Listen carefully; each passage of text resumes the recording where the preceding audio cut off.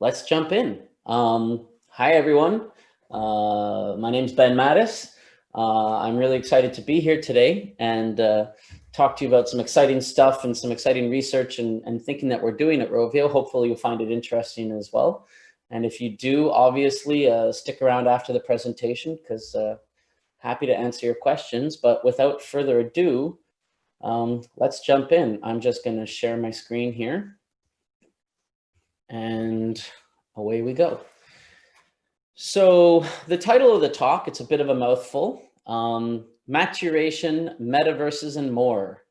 The megatrends that will shape the mobile games industry's future. And as you see, we go a little bit beyond mobile games, but this being Rovio, obviously mobile games is a big focus for us. So who am I? My name is Ben Mattis.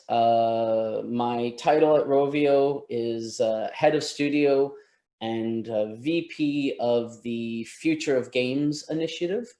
I've been at Rovio since May of 2020, so not too long now. But previously, I'd been at Gameloft for a couple of years. I'd been at Ubisoft for 5 or 6 years, WB Games Montreal for 5 years. I've been making games professionally since 2000, so coming up on 20 years. And I spent three or 4 years sort of adjacent to games, working at technology startups in Montreal and Toronto that focused on entertainment, gamification, AI, video, that sort of stuff. So it wasn't directly in video games, but it was not too far. A little bit about Rovio. Obviously, Rovio is very well known for Angry Birds. It is our biggest title. It is very well known worldwide, and there have been lots of sort of Angry Birds games over the years. But certainly Rovio does more than that, and we aspire to add more and more titles to the roster of brands that sort of hit that kind of cultural phenomenon level of Angry Birds. And Rovio is now split into 5 studios, some older than others. So we've got the Puzzle Studio. They do primarily sort of casual and puzzle games, obviously. Strategy Studio, looking into strategy and action games, maybe a little bit more mid-core. A lean RPG studio, again, also looking into sort of, obviously social RPGs, maybe a little bit more in that mid-core space. The RPG studio, which is a new acquisition in Copenhagen, and they're working on some really cool stuff with Dark Fire Heroes. And then finally, in Montreal, the Future of Gaming initiative. We don't have a name for the studio yet, but a lot of what I'm talking about today falls under that area. Obviously, I'm biased given that I am the head of that studio. So what are we trying to do here in Montreal? So again, Rovio has this future of gaming, future of entertainment mandate, right? Where is the industry going in 3, 5, 6 years? What are people going to be playing? What kinds of technologies are we going to be using? What kinds of trends are going to be defining how people interact with each other online inside of these video games and these sort of entertainment experiences? And that encompasses everything from hardware, and general purpose technology like 5G and AR and VR, to social trends, social networks, things that could even be seen as sort of more, I don't know, sort of culturally imperative or culturally relevant in some cases, like distributed ledger or blockchain, or all of that sort of stuff. So sort of nothing's off the table in terms of what we're looking at, but obviously some of those things are perhaps more interesting in the 3 to 5 year time horizon, which is really our focus. And our goal is to build a studio that's putting the team and the technology together today to build that game that's going to be, the future, and is going to be sort of properly positioned in that 3 to 5 year time frame. So what I'm going to share with you today is food for thought regarding these megatrends. This is the exercise that we went through internally at Rovio. And we spent months identifying what we thought were the key megatrends shaping gaming in the next sort of 3 to 5 years. This was a highly collaborative internal process touching upon people across all of those studios that we talked about earlier at all sorts of positions and levels of seniority and I guess age demographics. So the goal is to try and spread a wide net in terms of identifying possible trends and possible megatrends. And obviously, these megatrends aren't limited in scope just to mobile game developers. If you are in any way, shape, or form connected to games, video games, or entertainment, you're probably looking at a lot of these same trends, having a lot of these same conversations internally. But maybe some of this will be food for thought and spark some interesting new conversations for you and your team. So the process was to go really wide, as I said, in terms of the inputs. So consumer and consumer behavior trends. Obviously, we read a ton of research reports. Technology trends. Again, I think almost all of us geeks are probably paying attention to some subset of the same pieces of technology. We're all waiting for those AR glasses to become real. Entertainment trends, gaming trends, etc. But once we had all of those, we had a huge list of what we called sub-trends, very, very large. And a lot of them we sort of threw away and we deprioritized and there wasn't consensus and that sort of thing.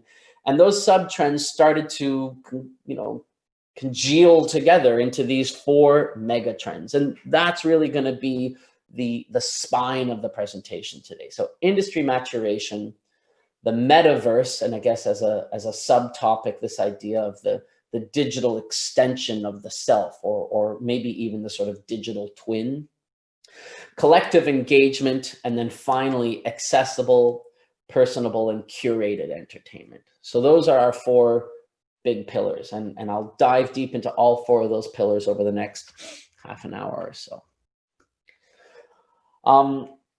As I go through, the mega trends are sort of, I guess just the umbrella, but the meat of the presentation is this idea of the sub trends that after this whole exercise, we're personally the most excited about.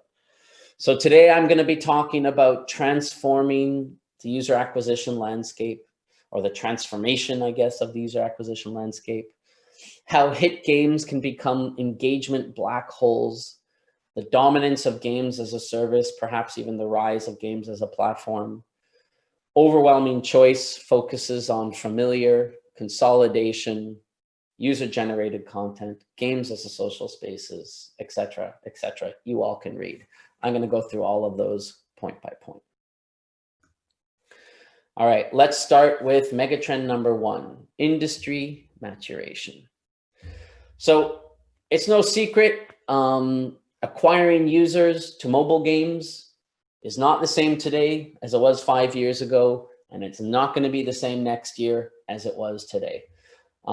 It's a different process. Once upon a time, user acquisition was making some really compelling piece of marketing and hoping it went viral, right? And then we started seeing this landscape where we had way more knowledge and sort of understanding about our players, and we could kind of custom tailor ads to particular types of players and attract particular players based off of their interests or their spending habits or other types of cohorts. And that's going to evolve again in the coming years as the platform holders sort of change their thinking and philosophy about how much data and how much visibility they want to expose, on their users in order to create these super hyper-targeted ads. So you've got to think about that changing landscape, and you've got to have your eyes on what the platform holders are doing and sort of what they're saying in various articles and various media that sort of hints towards their thoughts about their user acquisition platforms in order to make educated guesses about how easy or hard this is going to be moving forward. Some of this is very out in the open, and some of it's probably played a little bit closer to their chest.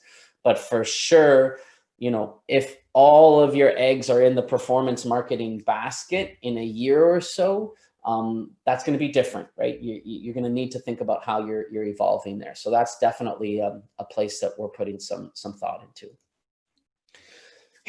Games become engagement black holes. So just really quickly, imagine, you know, going back 15 years ago, roughly speaking, you know, you're a game developer and you've got this brilliant idea for an MMO.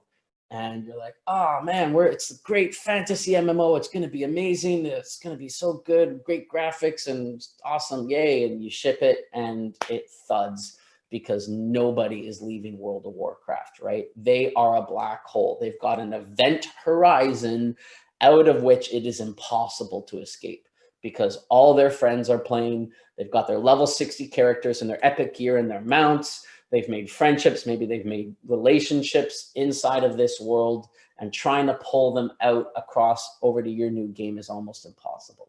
Same thing happened with Counter-Strike Go. And for years, all of these competitive shooter esports contenders came and they just bounced off of the black hole of Counter-Strike Go. But then something happened. And what happened was, whether it was happenstance or whether it was planned or whether it was coordinated, a bunch of games came out sort of around the same time that were competitive shooters. They happened to all mostly be powers based. They were definitely all going after the sort of esports area around the same esports angle at the same time. Obviously, you know, there was Overwatch, there was Lawbreakers, there was Gearbox, I think, did one as well, although I'm forgetting the name of it right now. But there were a few of these sort of shooters or power shooters that were kind of all going after Counter-Strike Go around all at the same time, and Overwatch won. And what happened, if you look back at that, is the Counter-Strike Go players saw not just 1 or 2 games coming out, but like 3 or 4 or 5 games coming out all around the same time, offering sort of similar offerings to each other. And so there was enough critical mass between that combination of games that they said, yeah, maybe there's something there. Let's give it a try. Come on, guys, let's not play Counter-Strike Go today. Let's play something else. And so people would leave en masse to try, or a small mass, to try some of these new games. And they would bounce around in between them and settle on the best, right? And in this particular case, that was Overwatch. I'm not saying it was the best mechanically or the best visuals, but overall, right? Overall package, it was the best. And eventually, Overwatch became big enough that it became its own black hole, right? It developed its own critical mass. And it started pulling people from Lawbreakers and from these various other shooters. And so they ended up dying out, right? Overwatch consumed that player base. And it became big enough that it could start pulling people from Counter-Strike Go. So this pattern is going to happen again. And, you know, credit to Fortnite, credit to Minecraft, credit to Call of Duty, credit to Among Us, right? These are fantastic games. And if today you were trying to make a Fortnite killer, right, you are going to hit that wall. But don't give up hope thinking that it's impossible to pull players en masse out of Fortnite. It's been done before. It can be done again. You just have to make the right product at the right time and be strategic about what you're making and how you're attempting to pull players out of Fortnite to come try your experience. All right, dominance of games as a service. You know, this one is, I guess, relatively evident. Once upon a time, you bought a game, it was a disc, you put it in the tray, you played it when you were done, you put it in your jewel case, you put it on your shelf, and you were done, and that was it. And then we got, you know, internet connection, we got sort of always on servers, and we started to see a little bit of, you know, DLC and maybe some patches and some multiplayer shooters and that kind of thing. And eventually we move towards this idea that obviously when you launch the game, that's the easy part, right? That's almost like negligible in terms of the overall strategy of acquiring and retaining users. You no longer have this long tail of a 1 or 2 month window where you get all of your users and you do all of your marketing spend. And after that, you get, you know, a couple of users a month. Your user growth base is the opposite shape because you're growing your user base over time. by retaining the users you've already got and adding more users as you develop out your live ops, as you develop out the experience, as you develop out the sort of value to the player. A very good example of this, obviously, Fortnite once again, and how they also integrated the narrative of the game into this sort of evolving platform, right? And you can kind of imagine it was probably a little bit like the writer's room of a TV show, right? Where, you know, they probably have a rough arc of kind of where they think things are going to go over a 2 or 3 year timeline, but they're also having all of that flexibility about modifying not just the gameplay mechanics and the skins and the weapons based off of player feedback, but also the narrative itself, right? As opposed to the old school way of, you know, whatever, you write a movie and you get one kick at that can, you get one chance to tell that story and then you're done. So definitely games as a service is opening up a ton of new opportunities. And if you look at people like Fortnite and people like Roblox and people like Minecraft, that S is a P, and they're no longer thinking about a service. They're thinking about a platform. They're thinking about how their game can become the glue that's going to bind together all the other games, the one game to rule them all, as it were. And they might succeed. But definitely something to think about as we move into the next sort of 3 to 5 years. Overwhelming choice drives focus on familiar. This picture speaks for itself, right? The App Store today is like this times infinity, right?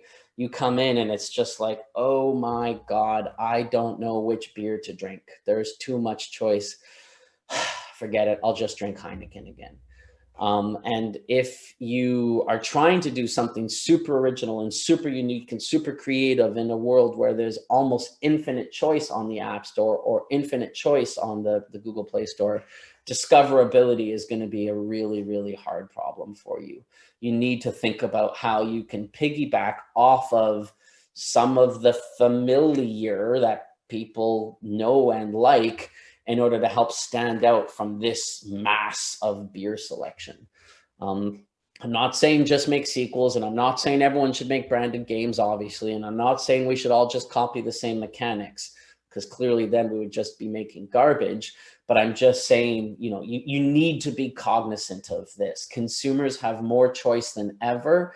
And a lot of people find that so overwhelming to the point that they don't even want to think about it. They just want to go with what they know is going to be fun or what they know is going to be entertaining.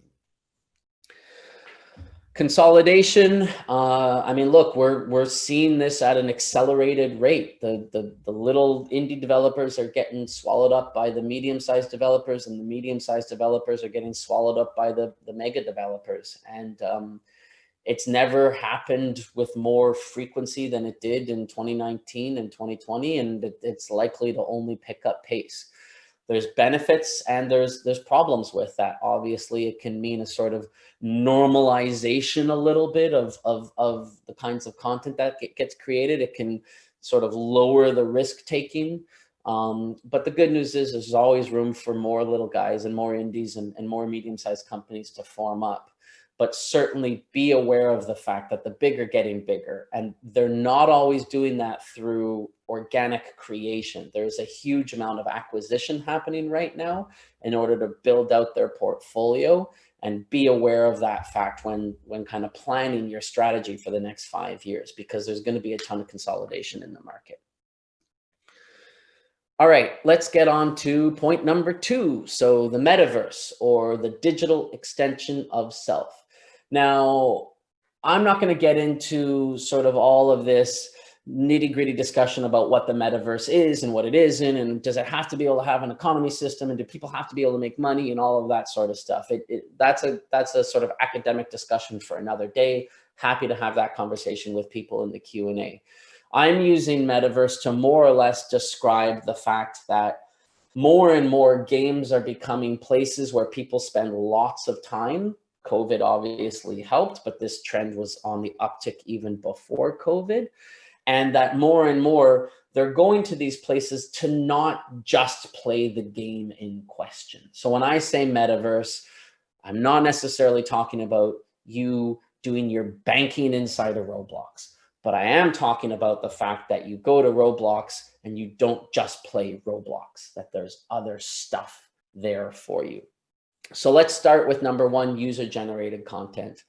You know, it is hard these days to look at, you know, the top 20 grossing on almost any platform and not see some big standout titles that lean in heavily to user-generated content, right?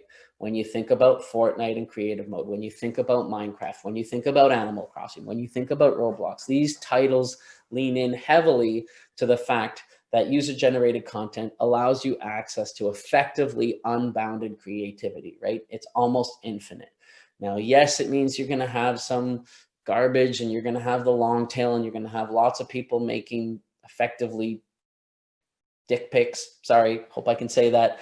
But you're going to have some great stuff as well, right? You're going to have some really good content. And if you have ability for that content to be discoverable and to be curated, then you have that potential to kind of endlessly entertain your player base, or almost endlessly entertain your player base. So user-generated content is definitely something that's not going away. Games as social spaces. So this is a really interesting one for me. I mean, I grew up playing MMOs, right? Ultima Online was a really big one for me. EverQuest, we played Dark Age of Camelot, we played Shadowbane. I mean, I ran a gaming guild in 1996, and we had 300 people logging in to do these, you know, raids of dragons in Ultima Online. Like, I have looked at video games as a social space for a long time, but a lot of people didn't, right? A lot of people did not want to engage online. You know, having the headset and talking to nobody felt weird for a lot of people. And so their desire or willingness to interact in a kind of casual and social way in a gaming space beyond saying, Leroy Jenkins, was limited. And a lot has happened to change that. You know, people are all walking around with earbuds now, or various Bluetooth, you know, headsets. So everyone's talking to themselves whenever they're outside anyways. Obviously, again, COVID helped this. New generation of players who kind of grew up talking to their friends through video games has changed a lot of that. But, you know, keep in mind that if you make a great game, players are going to want to spend more time in that space beyond just playing the game. Give them a safe space where they can talk to their friends without running the risk of getting trained by some crazy mob that's going to kill them, you know, Dark Age of Camelot style. Give them a safe space where they can hang out, they can socialize, they can talk about their day at school, they can compare costumes and emotes and that sort of stuff. And whether it's voice chat or text chat or just emojis or whatever, this is definitely something that is growing. And you're seeing it more and more in more games.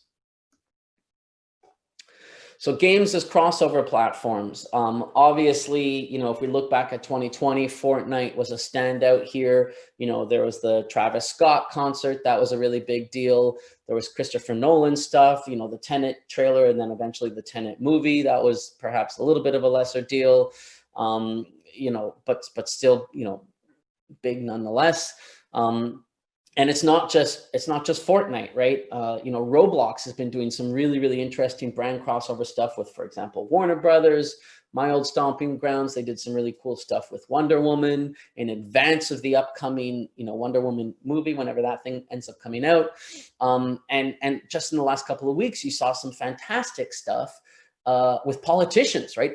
Political brand crossovers where, you know, Biden is appearing in Animal Crossing, and they like the entire Biden Island was like modeled to look like, you know, White House and voting stations and really sort of political themed in order to try and appeal to the young voters.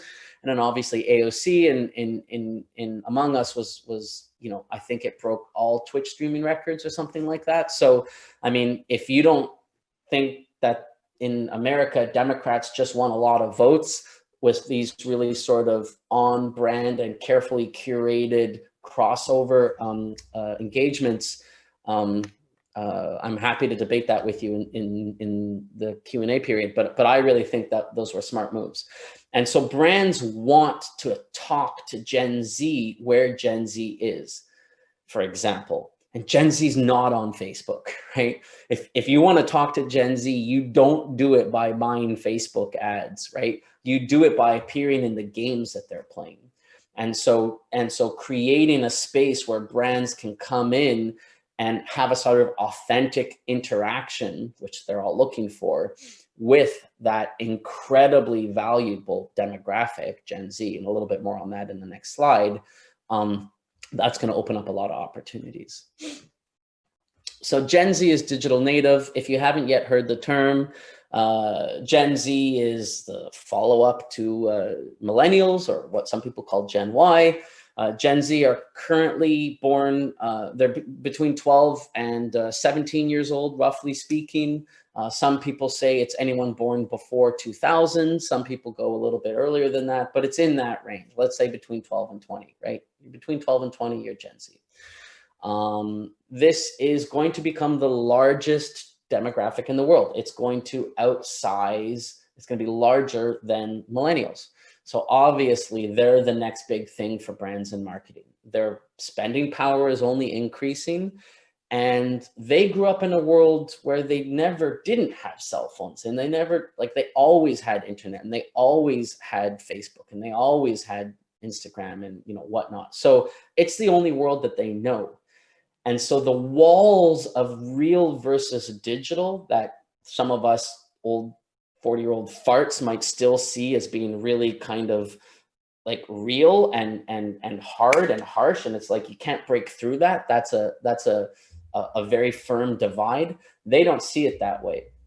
And their online life and their digital life can ebb and flow, and maybe they want their digital twin to look and feel and act exactly like them, or maybe they'll have like multiple personalities that they'll play with online, and those are just expressions of their real self, but it's all part and parcel of the way they act and think. And it's just a different way of thinking about online. And so if you're making a game and if you're trying to target Gen Z, obviously talk to some of these kids and do some focus tests and try and understand how they think about digital spaces and digital experiences and interacting with their friends online. And you'll see it is a complicated ecosystem. It's not like I launch the game, I play with my friends, and then I talk to them about it the next day at school. They've got YouTube open so they can watch tips and tricks. They've got the game open. They've got their cell phone open so they can text message. They've got Discord running in the background. They've got the speakers on, they're voice chatting, and then they're everywhere. It is a very rich tapestry. And to really reach them and to really appeal to them, you need to integrate into that tapestry as well. You've got to be an integral part of that tapestry. You can't just be a small piece. All right, megatrend number 3, collective engagement. So obviously, tastemakers have mattered for quite a while. It's nothing new. Streamers, YouTube content creators, these guys matter. They are trusted by millions. They have a voice that matters. They have opinions that matter. One really important thing to keep in mind about this is you don't have to be whatever Dr. Disrespect to be a tastemaker, right? You can have a relatively niche channel that might only be followed by 1,000 or hundreds even, and then you're a micro influencer, right? But you're still an influencer, and you're still helping people decide what they should play and where they should spend their time. And again, going back to what I was saying earlier about Gen Z and what they do and don't do, a lot of their kind of purchasing decisions or the equivalent therein, like where are they going to invest their gaming time, is going to be driven by the tastemakers, right? If their friends are playing it and the people they follow on YouTube say it's cool, then it's cool. And they'll find a way to fit in, and they'll find a way to engage with it, and they'll find a way to have fun. So, again, nothing new here, but ignore tastemakers and YouTube content creators and streamers and active users on Discord and active users on Reddit. Like, ignore that group at your peril, right? Those are the people who are going to drive critical mass to your project. Brand narrative and fan welcome community. So fandom is a super, super, super, super loaded subject. And I'm not going to get into debates necessarily about, you know, whatever Star Wars and like, should they ever, shouldn't they ever, any of that kind of stuff. I'll point something out though. The word fandom, I didn't actually know this. This is really interesting to me. The word fandom comes from the word fanatic, right? If you're fanatic about something, that's not necessarily a good thing, right? It means you are really into something. And usually these days when we talk about a fanatic, it's not usually good news, right? So fans feel and they believe and they care deeply. And if you piss a fan off, they're gonna let you know the way any fanatic is gonna let you know, right? But again, if you dismiss these people and you basically say you're wrong, right? We don't like you. We don't want to hear what you have to say. They are going to make your life hell.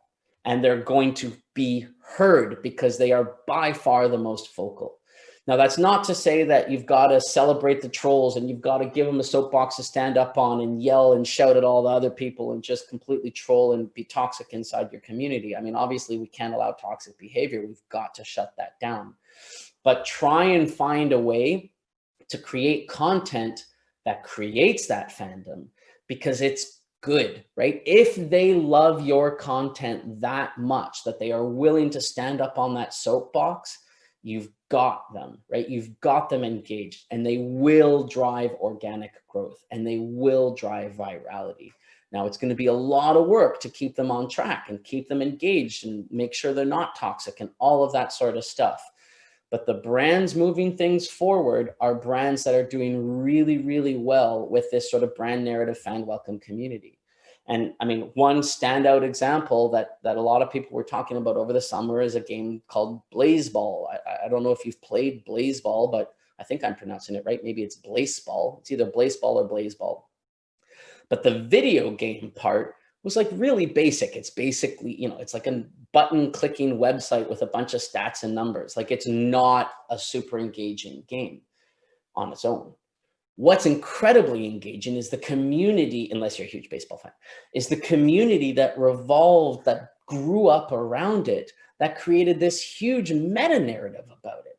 The teams, their histories, the player names, their profiles, their relationships. There's a huge backstory about all the characters and the teams now in Blazeball with Wikipedias and again, the Reddits and the Discords, and it's just going crazy. And the developers embraced this from the very earliest day. They didn't say, no, stop. That's not what our game is about. Squelch. We don't want you talking about that because it's distracting. They supported it and they were like, yes, more. What else you guys got? This is awesome. Sure, that's what this guy's backstory is. Why wouldn't it be? Let's embrace that. Let's say that that's canon. And so the canon was made by the community and the game benefited because of it. And so that's awesome. And if you can do that, you're awesome. All right, finally, megatrend number 4, accessible, personalized, and curated entertainment. AI and customization and personalized entertainment. So again, whether you know it or not, there's been AI in some way, shape, or form in your entertainment and shopping and video game experiences for years, right? You went to Netflix, you went to Amazon, you went to Shopify. AI more or less monitored what you did, learned about what you liked, and is already thinking about how to sell you more stuff. And game developers have been using it for a few years now across all sorts of different parts of the stack, whether it be understanding more about players, understanding about player churn, optimizing offers to players, optimizing ads to players, optimizing player cohorts for user acquisition. And we're even starting to see things like game content that's sort of like dynamically served up or influenced by AI in order to sort of, just tread the balance right in the middle of the sort of flow and kind of keep players as maximally in flow as they possibly can. So there's some work being done there as well. But what I think we're going to see in the next few years is this idea of a sort of standout, AI feature that's not behind the scenes, right? It's not like, oh, that's AI. I had no idea. It's like, man, I'm playing with my AI and it's wicked and everyone is going to know about it. And that's going to be the kind of feature. That's going to be the sales pitch or a major sales pitch. If you haven't already tried it, check it out. It's on the App Store right now. It's called Replica. It's a chatbot. I mean, that's what it is. But if you ask Replica what it is, you're talking to it. It's a chatbot. You say, hey, character, whatever you name it, what are you? It says it's a game, and it says it's a role-playing game. So they consider themselves, this AI that has been built considers itself to be a role-playing game. And so if you're describing that game to someone, it's AI first, right? That's the cornerstone of that experience. And I think we're going to start to see these sort of like, I'm playing the future Jetsons kind of moments popping up more and more into games, where the fact that it's AI is not somehow hidden behind the scenes, but is front and center and celebrated and embraced. And it's going to be what pulls players towards it. It's going to be the thing that people are flocking to try and experience for themselves. Post-platform and cross-play. Gosh, man, I mean, I remember 10 years ago, the idea of trying to get, a mobile game and an Xbox game talking to each other seemed like almost impossible. Technically, it wasn't, but just like the amount of like complications and like all of the different APIs and all of the different servers and all of the different problems and all the different, developer relations that you had to go through just seemed like such a hassle. But I mean, man, try and find a top grossing game these days that is either not multi-platform or not cross-play, right? It's happening, right? The era of sort of platform fandom, I think, is probably going away. We're entering into a sort of post-platform era where players want to play what they want, where they want, when they want, with who they want. And you're not so much seeing the sort of like Xbox for life kind of like fanboys the way, you might have, whatever, 10 or so years ago. And instead, there's this sort of expectation that, well, I'm on Xbox, but my buddy's on PlayStation. We want to be able to play together. Or he's on PC and we want to be able to play together. And if you can't allow us to play together, well, you might pull me over, but you're not going to pull him over. And so after a few days or weeks, I'm going to get bored of not playing with him. And I'm going to go back to that game that we were playing together before, right? So keep that in mind. Epic is doing some really cool stuff with this, and they're making, they're making crossplay easier. Take a look at it. Think about whether or not this is something you can afford to support, because it significantly multiplies, the player base that you can possibly pull in. Immersive world and hybrid gaming. Some people also call this cloud gaming. I've also heard people refer to this as sort of thin client, fat pipe gaming. There's a bunch of different words for it. The gist of it is, yes, mobile phone technology is getting better, and yes, whatever. Eventually, Unreal 5 will work on an iPhone and that kind of thing. But generally speaking, right, consoles and PCs are always going to be faster than mobile phones, right? You're always going to have sort of more power over there than you can have there, more immersive worlds over there than you can have over here. And there are certain people for whom that's a blocker, right? They want to play, the Unreal 5 kinds of games on their phone. And obviously, when you look at cloud streaming and that kind of thing, the processing power of the device itself, the thin client, is not really relevant. You don't care anymore, right? Because it's basically just a dumb client that's just showing you what's being streamed over the internet, right? So when you've got ubiquitous 5G and the Amazons and the Googles and the Microsofts of the world have all kind of ironed out the kinks, and their cloud gaming systems are up and running, and the Apples and the Googles of the world have, whatever, decided whether or not they're going to really embrace those things running on their platforms, you will have some subset of gamers who want to play those really, really rich, immersive games, even when they're on the go and even when they're on the phone. And particularly when you look at the big publishers, the Rockstars and the Rocksteadies and maybe even the Ubisofts and that kind of thing, this will be an appealing opportunity for them, because they can make their console games and yet still bring over some of those rich experiences to the smaller form factor. So if you're going after sort of high immersion kind of AAA games on mobile, keep this one in mind, because it's going to change the landscape for sure. On the flip side, casual and accessible games are probably the single largest growth vector in all of video games right now. And don't ignore this, and don't ignore people who don't consider themselves a gamer, right? You ask them, are you a gamer? And they say, no, I'm not a gamer. And then they immediately pull their phone out of their pocket and spend $14 on microtransactions and Candy Crush and play for 2 hours, but they're not a gamer. They don't game, but they play a lot of games and they microtransact. So people's definition of gamer is maybe a little kind of like wonky these days, because I think it sort of still has that sort of old school, maybe slightly nerdy connotation, but basically everybody plays games of some description, right?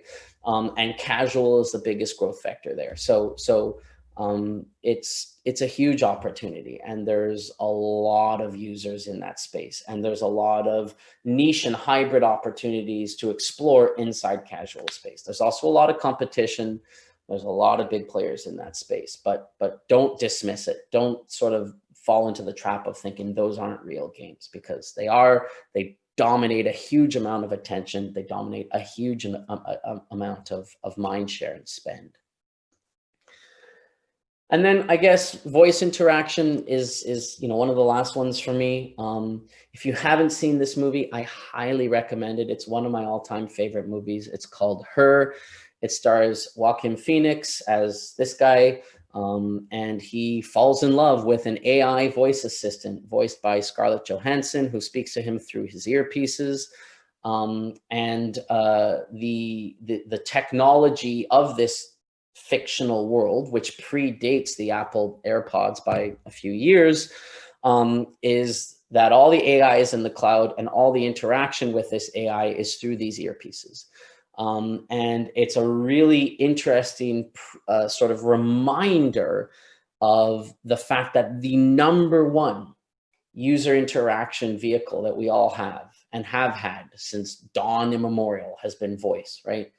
We talk about fingers and touch and gestures and all of these other ways with interacting with computers, because that's what we have grown accustomed to over the years. And, the mouse and the keyboard, and then the touch screen. And eventually we're starting to talk about gestures and that sort of stuff.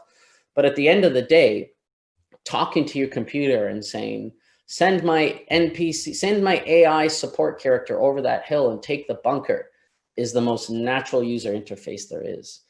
And voice recognition, intent recognition, obviously voice communication, these are all increasingly sort of solved problems, particularly when you're dealing with cloud computing in the world of AI. And so you're going to see more and more games leaning into voice, leaning into the ability to understand what the player is saying, understand what the player means, possibly even understand what the player is feeling, and then modify the games accordingly. And so that might open up some avenues for you to explore. So that's the last sub-trend. Clearly, there are a ton of exciting opportunities here. I hope that this stimulated something in some of you and got your creative juices flowing, has given you some thoughts about areas you want to think about, you want to explore. Again, I'm really excited to chat with you guys about this afterwards in the Q&A. That there's one thing I just want to really stress here, which is, as always, and again, this hasn't changed in like forever, quality is king, right? You cannot read the tea leaves and be on top of all of the trends and think you know where everything is going and kind of like make crap and expect it to blow up, right? Quality always wins.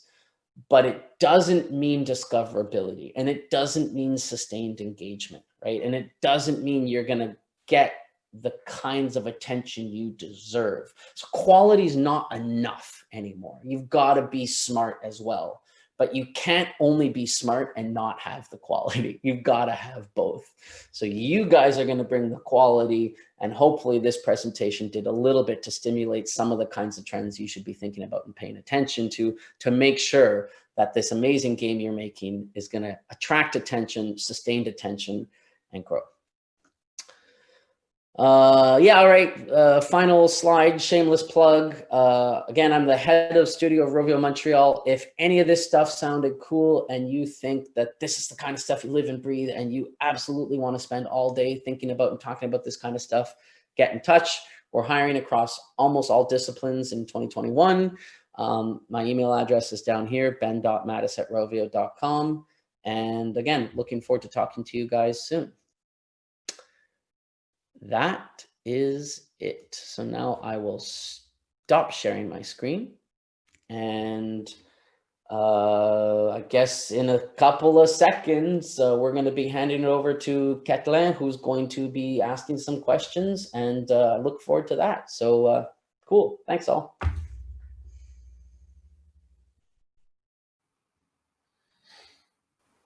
Hello, Ben. Hey.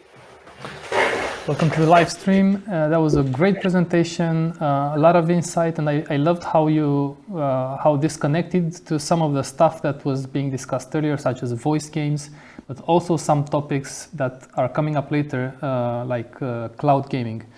So very good timing. Whoever arranged the schedule was, They must be brilliant. So we do have a couple of questions from the audience for you. So Cool. what do you think it would take to change Gen Z's rather passing time mentality when engaging with mobile games? Yeah, I mean, that's an interesting one. And I would say that fact that Gen Z sees mobile games as a kind of passive experience. They all do it. They all love mobile games, but it's not their sort of destination. Is factual. I think we're seeing that kind of repeated in lots of different studies and with lots of different sort of formal and informal interviews. I don't know for a fact that it will change, and I don't know that it needs to change. I think mobile gaming and console gaming serve very different purposes. If you think about a lot of players, not all obviously, but for a lot of players, the mobile device isn't their only opportunity to game. They will also have something where they can sort of lean back a little bit in a slightly more comfortable position. They're not necessarily playing like this. They're sort of playing in a more kind of comfortable way. They have their headset on, that sort of thing. And if they're looking at investing an hour or 2 hours in a single gaming session, they might prefer the couch and the big screen and the headphone, to this. So if you can, I think embrace the limitations of the platform, right? Celebrate the fact that mobile games are meant in many ways, do best, let's say, with these sort of shorter play sessions, and these sort of not long form, marathon gameplay sessions. And if you are trying to do that sort of marathon AAA action adventure kind of gaming experience, on mobile, and you're going after that specific, audience and that specific gameplay type, investigate what it is about PC gaming and that sort of lean back experience that works so well. And form factor is one of them, but for sure, voice chat, social, the ability to play with friends, who might not necessarily, be playing on mobile. I think those are probably pretty important there. So my first advice would be celebrate sort of short gameplay sessions on mobile if you can, and if you can't, heavily investigate cross-platform. Thank you. So before the next question, we're getting there's some problem with the video quality. Would you mind just very quickly turning off and on your camera just to see if it Yes, works? sure.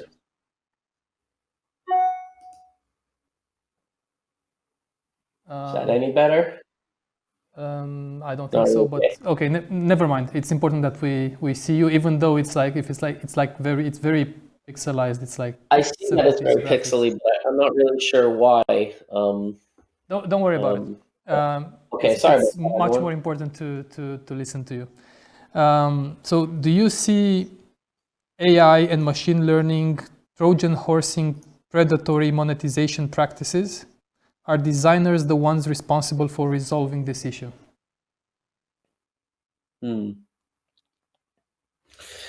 Yeah, I don't know. I mean, honestly, I don't know if I'm the best person to answer that. I'm not an AI expert necessarily, and I'm not a designer, and I'm not a user acquisition specialist. I'm not a game economy specialist necessarily.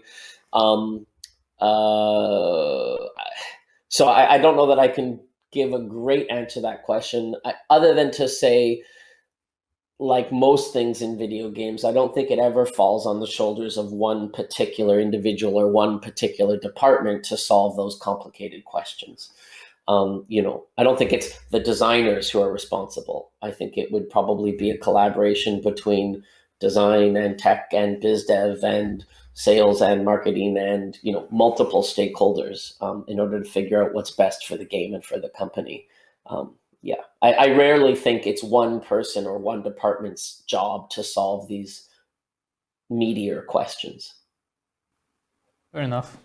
And another one, where do you advise independent teams with limited budgets to put their money into for user acquisition? Should indies pay influencers to do reviews? Oh God. Oh, No pressure. yeah, exactly. They're not exactly softball questions. That's another really hard one. And again, I'm not sure I'm the best person to answer that either. Um, uh, Other than to say, if there continue to be examples of great quality being discovered organically and turning into mega viral hits, right? It's a gamble, it's a risk. What's the latest one? Phantasma. There's like a ghost game on Steam, early access, built by one guy that's absolutely blowing up on Steam. Phantasmagoria or something like that. Obviously, Among Us was a really really small dev team. So, and this goes to my previous point, like quality. Don't scrimp on quality, right? If you are a limited team and you have one thing to invest in, I think your best bet is to invest in quality. In terms of whether or not you should pay indie influencers to do reviews, that's again, that's not the kind of thing that I individually can advise on. I would say, as per my point with AI, that's a collective discussion with your entire team about what makes sense given your limited budget. I think if your eyes are wide open to your options, and everyone is aligned on what you're trying to achieve, you're going to find consensus. And at the end of the day, I think that's what matters most, right? Is, as a team, are you buying into your strategy? If everyone on the team thinks, yeah, this whatever $5,000 budget we have for user acquisition is best gambled on a single influencer, then that makes sense. Do it. Let the team drive it, not what I say. Understood. Let me see if I have any others. Okay, one more. Speaking of mobile gaming, what do you think about those very big, maybe MMOs, mobile games,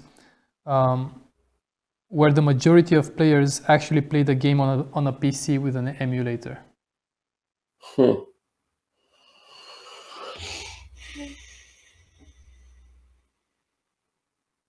I think this is something that is more prevalent in China or Asia. I think so, but I mean, well, we're seeing these Chinese MMOs come west, right? Genshin Impact, I think, is a pretty good example of that. What do I think about it? Well, if I think it shows sort of what I was saying earlier a little bit, in that the platform matters so much less than it used to, right? Once upon a time, people had to play on the platform you made the game for. These days, that's not even the case. BlueStacks means that anyone can play any Android game on PC or mobile whenever they want. And that brings with it certain challenges in terms of, hackability and cheatability and that sort of stuff. But it also opens up tons of opportunity in that, people are now playing mobile games, which were, what do we call them, passing time experiences on PC, which means they can lean back and spend hours in this game world happily and not kind of struggle with the limitations of the form factor. So I don't necessarily think it's a bad thing. And even if I did think it was a bad thing, I don't think there's necessarily anything you can do about it other than to know that it's happening and to plan accordingly. Your mobile-focused anti-cheat technology has to acknowledge the fact that people can play your game on PC, and thus possibly bypass or circumnavigate whatever sort of anti-cheat or that kind of stuff that you've put in place. So again, eyes wide open to the fact that, for example, BlueStacks is a huge game changer for a certain kind of like hardcore gamers, right? The average casual player is not playing on BlueStacks, but the hardcore gamers who want to play these mobile games are. So be aware of that. So, I mean, Ben, I must say you're popular. We have by far the most questions for a single session. So one more, I think we have time for one more. I guess it's sort of a follow-up to the previous one. So Eastern publishers start to come out with very successful mobile games in Western markets with very large live ops resources. How do you see the competitive landscape evolving in the near future, 3 to 5 years? Yeah, well, Genshin Impact. I can't even. Am I getting the name right? Is it Genshin Impact? I think, yeah.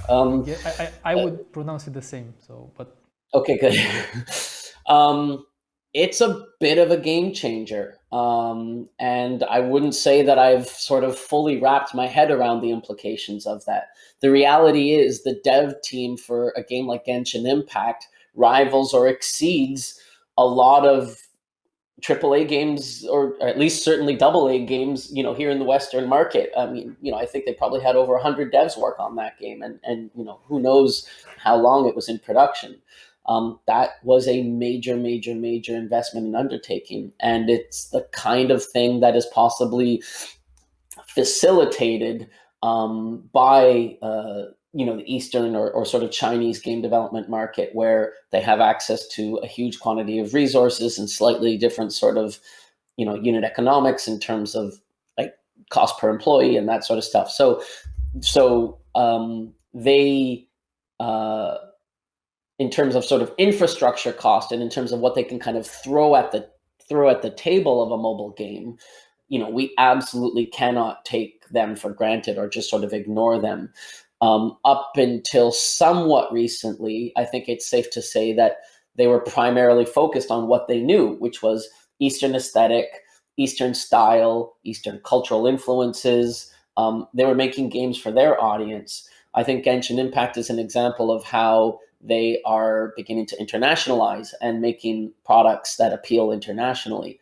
And that's a big game changer, because not only can they make games that appeal to a Western audience, they have the teams and the infrastructure and the budget, and again, the unit economics to throw a lot at that, right? So I don't think it's a surprise that China and, for example, Tencent have been growing in international influence in the gaming space over the last few years, and I don't think that that's necessarily going to stop. And to me, this goes into industry maturation and consolidation. It's part of that sort of sub-trend. Maybe it is so important as to have warranted being a spin-out sub-trend of its own. Maybe next year, if I do this again, I'll do an updated version with the rise of Eastern developers in the international markets as an important sub-trend. Thank you very much. And One last, and feel free to answer very quickly. I'm guessing this is not a simple one either. How can platforms be convinced to allow crossplay in a world where they are still paying big money for platform exclusive games? Hey, Sony. Hey, Microsoft. Play nice, okay? Thanks.